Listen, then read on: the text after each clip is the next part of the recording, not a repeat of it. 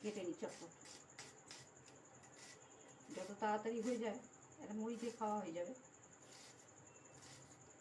অল্প করে নিলে খাওয়া যাবে।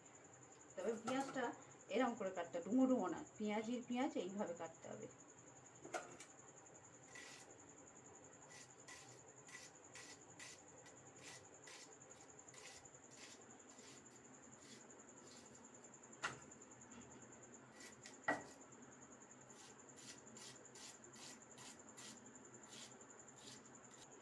এই পেঁয়াজটা কাটা হয়ে গেল।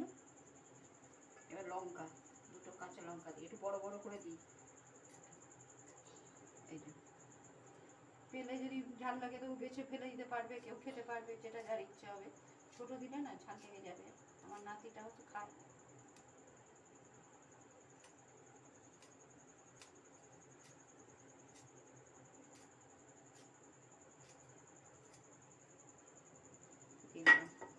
হয়ে গেল পেঁয়াজ কাটা। এবার নুন,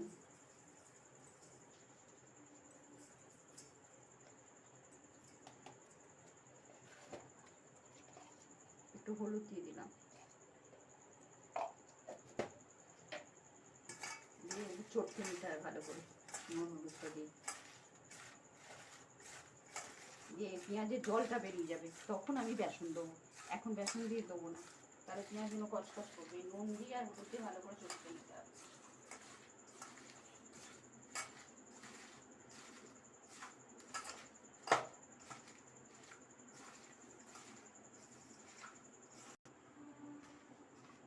এবার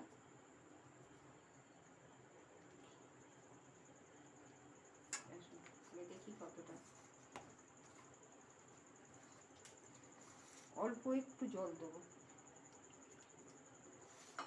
একটু কাদা কাদা মতো। পেঁয়াজের জল রসটা বেরিয়েছে খানিকটা, একদম শুকনো হয়ে যায়। অল্প একটু জল,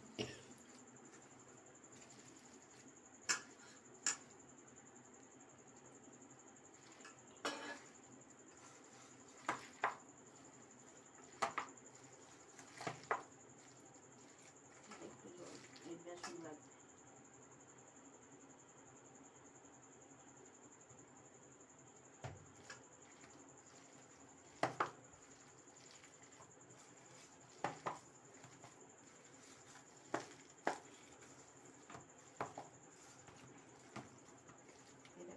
এটা কাদা কাদা মতো হয়েছে, বুঝছো? এবার ভেজে পেঁয়াজিটা ছাড়ি, ছেড়ে দেখাবো। গ্যাসটা জ্বালিয়ে দিলাম।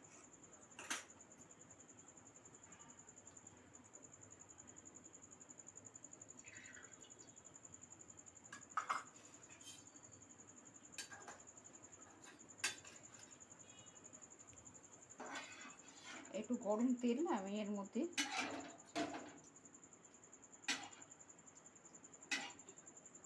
তাহলে কি হয়, একটু মচমচেটা ভালো হবে।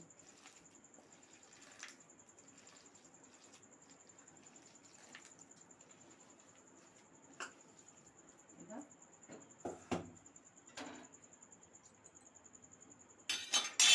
খুব গরম হয়ে গেলে তো পুড়ে যাবে।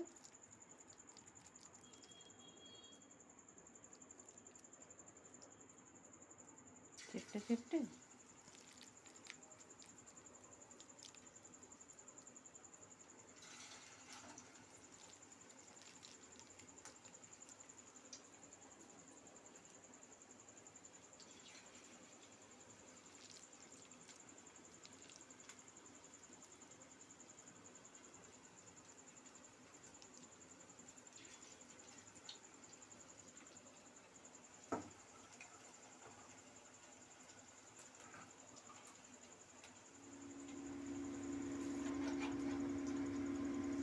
এবার এই উল্টে দিই।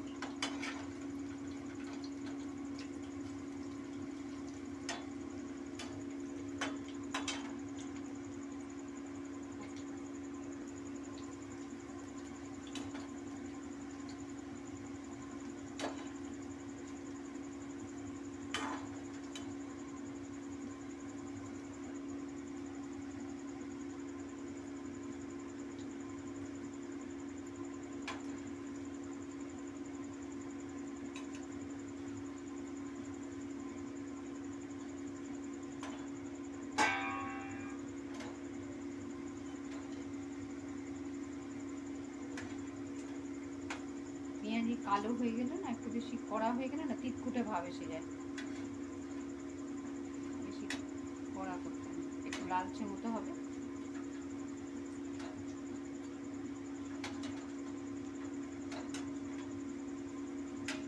এই তরি তরকারিতে যেমন পেঁয়াজ কষার সময় যদি বেশি ভাজা হয়ে যায়, সেটা একটা তিতকুটে ভাব এসে যায়। ওই জন্য পেঁয়াজিটা বেশি কড়া করবো না, মানে লাল হবে, ভাজা হবে, একটু কম আছে, হয়ে গেছে। আর কম আছে ছাড়তে হবে, আর যখন তুলবো পেঁয়াজিটা তখন কিন্তু বেশি আঁচ থাকতে হবে, তা নাহলে না তেলটা অ্যাবজর্ব করে নেবে, বেশি ইয়ে হয়ে যাবে। দেখো পেঁয়াজি আমার রেডি। একটু সময়ের জন্য হয়ে গেল, অল্প সময় লাগলো। এই মুড়ি দিয়ে খাওয়া ভালো হয়ে যাবে, টিফিনটা ভালো হলো, তোমরাও করে খাবে।